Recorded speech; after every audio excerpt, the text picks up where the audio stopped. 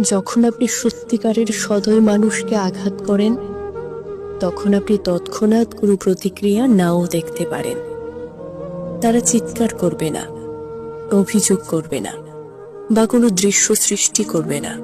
বরং তারা তাদের ব্যথা নীরবে বহন করবে, আগের মতোই উষ্ণতা ও সহানুভূতি দেখাবে।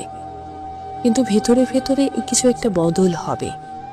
তারা ধীরে ধীরে দূরে যেতে শুরু করবে। রাগে নয়, বরং নীরব মেনে নেওয়ার মধ্য দিয়েই তারা দূরে চলে যাবে।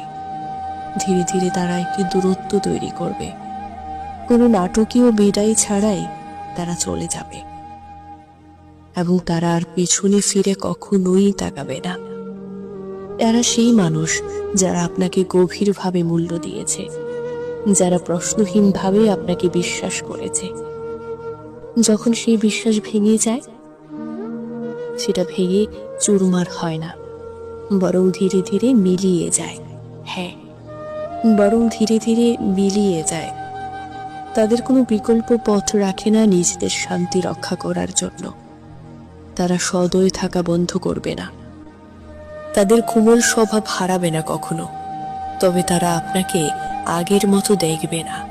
মনে রাখবেন, একটা সদয় হৃদয় হারানো মানে অমূল্য কিছু।